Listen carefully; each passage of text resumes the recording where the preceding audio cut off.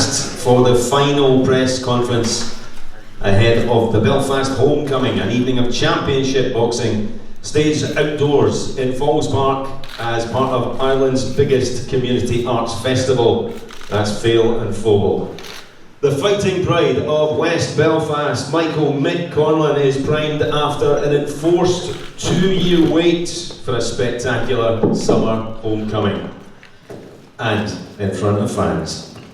Mick at 122 pounds is the WBO #1 contender, and he will pit his skills against former world champion fellow Irishman TJ Doheny this Friday, August the 6th.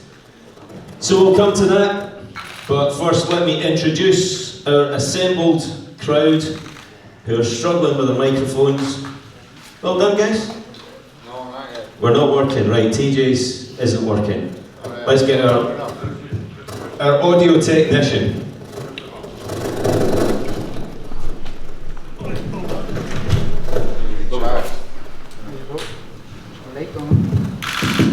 One, two, two, two, two. It's working. It's working.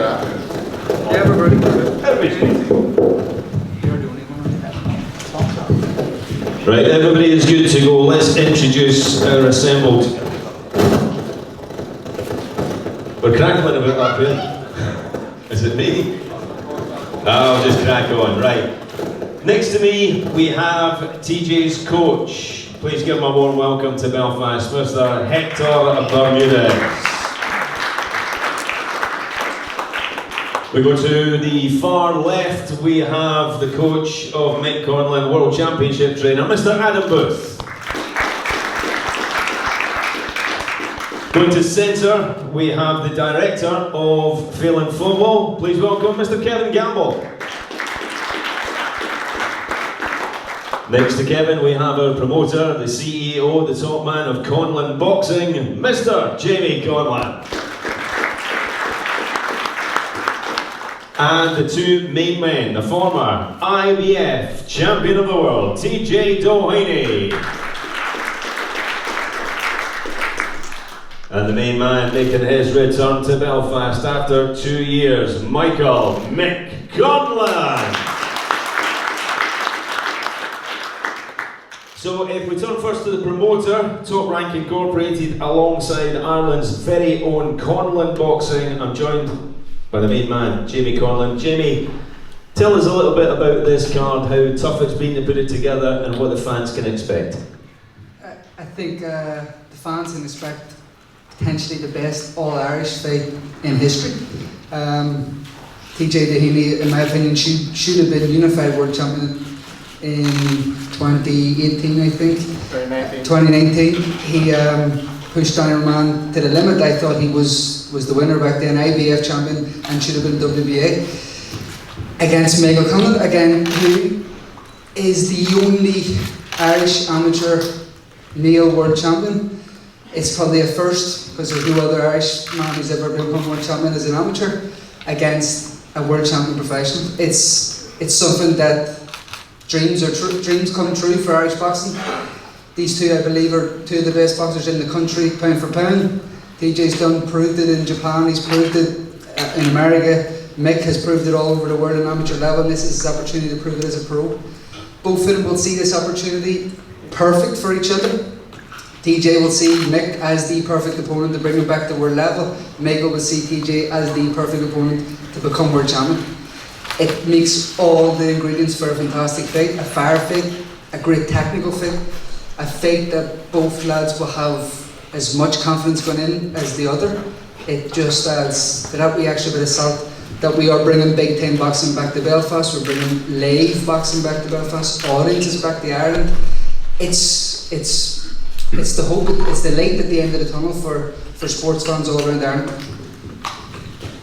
Jamie, you mentioned Belfast a couple of times there, and quite rightly, I first tasted boxing in Belfast, 2010. You were on the bill, 4-rounder against a guy, Husseinov, and once and I was hooked on Belfast.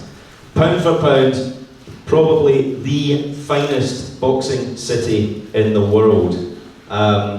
Next home fight in 2 years, you're going to expect the crowd to go absolutely crazy, surely. They've been starved of anything for, since this pandemic started. It's, I don't know what kind of atmosphere we're going to get. I thought 2019 would never be topped, but feeling the energy throughout the city when we announced this card, when we announced boxing was coming back, and then the additional buzz when we announced this fight, the magnitude of the fight and the ramifications the winner will have. It's a cauldron. It will be a cauldron. I believe on Friday, the 6th of August, Belfast will be rocking, and the centre of Belfast will be the Falls Park. Well, Jamie, we're all looking forward to it. Falls Park, part of Ireland's biggest community arts festival, Fail and Fobo. We're delighted to have the director of Fail and Fobo with us, Mr. Kevin Gamble. Kevin, please tell us more about the festival. Yeah, well, first of all, Céad Míle Fáilte in Shaw. Anyone who's not familiar with Belfast, you're very welcome here. Great to see you back if you're returning from the last fight we had in 2019. Fail and Fobo, again, for anyone who doesn't know, is Ireland's biggest community arts festival. We've been going now for 34 years. We deliver over 300 events across 40 different venues across the city. But what we're probably best known for is our headline events at the Falls Park each year. And as Jamie mentioned earlier, we've been starved of headline live entertainment and live audiences for the past 18 months. And for us to have the big first event on this island in West Belfast as part of Fail and Fobo, which is very much part of the DNA of the people of West Belfast and the people of this great city.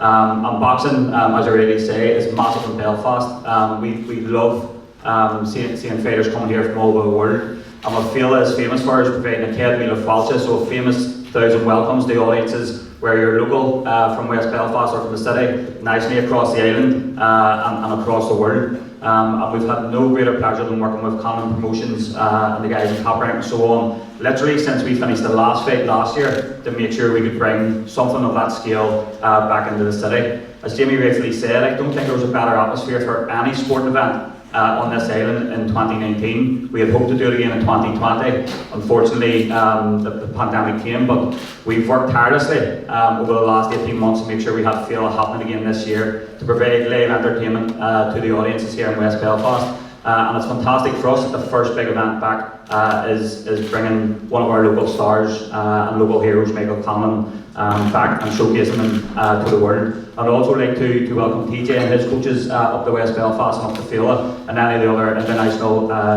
boxers who have come over this year. And we very much look forward to putting on a fantastic showcase, not just of boxing, but of West Belfast to the rest of the world come Friday evening. Kevin, thank you. We all very much look forward to it. So we turn to the boxers, but before we actually speak to the boxers, let's speak to both the trainers. And sitting right next to me, we have the trainer of TJ, Doheny. Now, TJ famously beat Belfast Carl Frampton in the Irish Elite ABAs way back in 2006. Spent all his life competing in Ireland until he turned professional. So he then moved to Australia and spent the rest of his pro life competing mainly in the Southern Hemisphere and the US. So you're over here for the first time. Hector, what do you feel about your charge fighting for the very first time in Ireland? Well, this is not my first time here. I was and I seen the card. The card is pretty stacked. I like everybody that's fighting in all the matches. And my first time in Belfast was against a guy that's on the card, Mick Conlan. It didn't go our way, but it is what it is. I like my guy TJ in this fight. I was involved in 2 other fights. That was the first time that it was open to the public. One of them in Texas, one of them in Boston. And when the fight fans are hungry, they come out. And I think this is the first time we're gonna have fans. And I have a friend in Ireland that's in the boxing business, and he told me that this fight would absolutely be the most electrifying fight that I'll be a part of, or ever been a part of. So I said, "Are you sure about that?" He said, "Yeah, the crowd's gonna be crazy. It's a packed crowd, and I love it. I love it. I love that TJ's a part of it. I think that he has experience in this fight, so him going to Japan, him going to LA, right? New York. So I just think my guy got the experience in this, and he'll be cool, calm, collected, know that he trained his ass off for it, and he's ready to fight.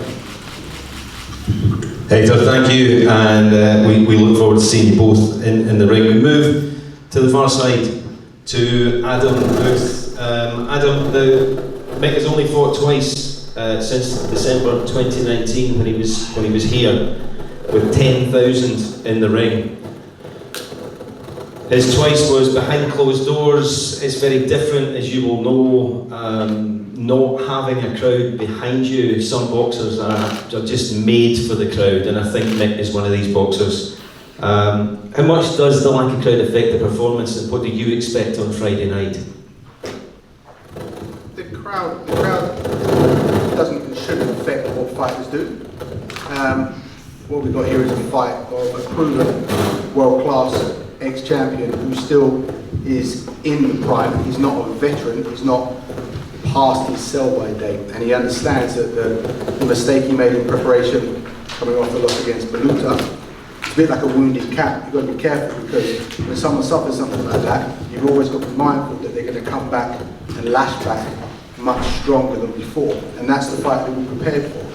A lot of respect for him. Yeah, he was an elite amateur, but he is a seasoned, well-grounded professional southpaw with very specific assets that he makes work for him on a repeated basis.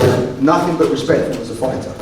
And Mick's career, since he's been with me to date, has realistically been just a progression of him drilling things in fights that we're working in the gym. So always in his fights up until now as a pro with me, it's been kind of with me calling him back in certain aspects so he can keep getting the experience and the understanding, knowing that he can win the fight comfortably with his foot down on the gas. Now the chains are off, because we have essentially someone that we look at as a world champion, because the fight with Roman could have gone either way. And that's the level now that Mick's at. He was the elitist of amateurs, and what he's done is he's taken that grade and converted it into professional boxing and professional fighting. And this is the fight now where he doesn't have to think, he just has to do. Everything in him is drilled, understood, and comes out instinctively. TJ is the one to test that. And that's what we need to know, and this is why we're in it. We're in it because we want to know that he's the best in the world. And you can only know that if you beat the best in the world. So it's a great fight, a great matchup, with a lot of respect, doesn't need any of the BS trash talk, just the atmosphere and the level of competition is enough for people to get total satisfaction out front. Thank you very much, Adam. Very well said, very well said. We'll turn to TJ. So TJ, as we said, you in 2012 moved overseas and competed all of your pro life in the Southern Hemisphere. We spoke yesterday at the public workout, and I mentioned the fact that you went into Iwasa's backyard in Japan. He was the favourite 2018. You took that belt from him, and you responded and said that your best work is done when you are the away fighter, when everybody is against you. Do you believe, although this is also your Ireland homecoming, it is Mick's homecoming, you will be the away fighter. Do you believe that will be the case on Friday? The crowd will be against you, it will spur you on to give us your best work?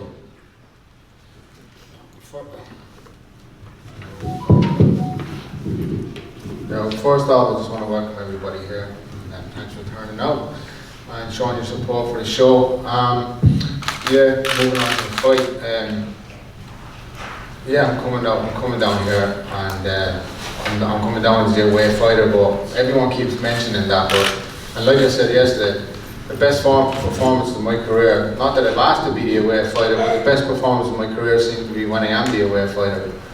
and we see that with the shifts I've put in. I went and snatched the world title from Iwasa, absolutely washed Danny Roman for a good majority of the fight, and the body shots kind of got me towards the end. But yeah, I won't be fazed by the crowd here on Friday night. I'm actually excited to fight in front of the Belfast crowd because there are, and I'm not just saying it because I'm here, you guys are like the most passionate fans in the world. I'd love to have a city like this behind me, but unfortunately I'm a bit of a road warrior. I've got to go around and just keep on upsetting the odds, you know, like I'm going to do on Friday night. And yeah, I'm just really excited to get it on. We spoke to Mick after you were in the public workout. He was told what you said about being one of your toughest tests, but also the fact that that brings the best out in you. And Mick said that you were going to be his toughest test. However, he was sure that whatever you brought, be it gameplay A, B, C or D, that he would work out an answer for it. What would you respond to that? Yeah, well look, every fighter's got to be confident going into a fight. He's not going to turn up and say, I'm going to lose Friday, is he? Absolutely. So, yeah, so it's the same with myself, you know, I'm 100% confident in this. I back myself to the hilt. I wouldn't accept this fight at super bantamweight if I didn't, you know, but as I say as well, you know, Michael hasn't been the most professional, and you know, there's a discrepancy there that he might be able to make 122, so I'm just in talks with my manager at the minute and my team just to see what's going to go down, and hopefully we can rub out these discrepancies and we can have a fight on Friday night. TJ, thank you. We'll possibly get some questions from the assembled press just after we've finished here. Now, gentlemen, I've just got to tell you that when we are finished this press conference in 15 minutes' time, after that we have the undercard press conference. So you will have 15 minutes for one-to-one with the boxer, but we will have a chance to ask questions before we get to that point. We turn to the main man, to Mick Conlan, two-times Olympian. Perfect professional record, 15-0, 8 KOs. 2 years since you've been in front of a crowd. You're back in the same place you were the last time you were in front of a crowd, in your home city, in Falls Park. How do you feel? I'm delighted to be back. Thanks everybody for coming out again. It's been fantastic turnout. So I'm looking forward to Friday. It's an atmosphere which, you know, if you can bottle up and sell it, it will be worth millions of pounds. So I'm excited for it. I'm looking forward to it. I'm prepared and I'm ready to go. We asked Adam and he gave us a very concise answer as to what you've been doing in training, how that affects your performance and what to expect at the weekend. But you're here, you're sitting with your opponent. Do you want to echo what you said to me yesterday? Whatever he brings, you will have an answer to. 100%. Listen, TJ is a very experienced fighter, a world-class fighter. He's shown that time and time again, and a guy who has put up and upset the apple cart anytime he's winning someone's back garden. But this is different. It's like, you know, I know everything he has to have an answer for. He's very confident. He's a tough guy, but I believe I'm a better fighter, and I think I'll show up Friday. The fans are expecting a fantastic night. It's maybe an unfair question, but guys like me always ask it, is it going to be a short night? Is it going to be a long night? It will be whatever need it will be. Good answer. That's all I'm saying. You know, whether or not, you know, if it goes short, it goes long, I'll be victorious, and that's all I know. Mate, thank you. Can we throw open to the press? Anybody on the floor would like to ask a question? Andy? TJ, you said discrepancies. Can you elaborate on that? Well, the fight's been agreed upon before I even flew to the US to start my training camp. That we were going to be fighting in a 10-round contest at Falls Park. TJ, stop bottling. At 122 pounds. You're bottling. What's that? Just forget it. The fight's happening. Are you going to walk away? Forget what? Well, you're bottling it. You're bottling it. You're losing your balls. Simple as that. You're losing your balls. I'm not bottom You're line. losing your balls. Go get under the plate, fuck off. Just trying to tell the story. Go ahead, tell your story and fuck off. Don't be getting upset now because you can't make weight. Please don't box the usually on Friday night, you'll see it. Don't be getting upset. That's all you be doing. You have to box and run. That's all you do is you can't crack an egg. You can't be talking about crack egg, you fought your whole thing, Australia, Relax, New calm down, big son. bugs, look at all the guys who fought, Calm yeah, down, they're all calm off, down. knocked out by everybody after. You're gonna Calm cry. down on Friday night, you'll see. Champ's gonna start crying. You alright, son? You want a hug? You want a hug, son? It's not my fault you can't make No balls. 122. No balls. You're running down from 126 to No balls, 122 and you can't even make it. Who's the one with no balls? I've been all over the world and proved myself. Easy now, son. Easy. It was agreed at 124, and then when you heard it was at When 126. was it agreed? Sunday night? Sunday night? You agreed? Sunday You agreed? night? I never agreed. You agreed? Never agreed nothing. 2 weeks ago. It was agreed. Ah, you're full of It was shit. agreed. 2 weeks ago it was agreed. Yeah, And so then anyways, when you heard get back to it's a it. He's trying to cut me 126 off. now you're going There's 122, discrepancies no that still balls. needs to be worked out. It still needs to be worked out. I've proven, he said a second ago, I've proven time and time again that I'm a world-class fighter around the world. So how do I have no balls? This fight we'll have to sort it. Gentlemen, any more questions from the floor? Before we go into one-on-ones? No? Right, well, the undercard press conference will take place in just over 15 minutes' time, say around about 1:45. We are live on Fight TV on Friday night. I'm sure Jamie will tell us a bit more about that in the second press conference, but Fight TV is where you can see this online as well as syndicated around the world and in the USA on ESPN+. On behalf of everybody on the podium, thank you very much for attending the press conference.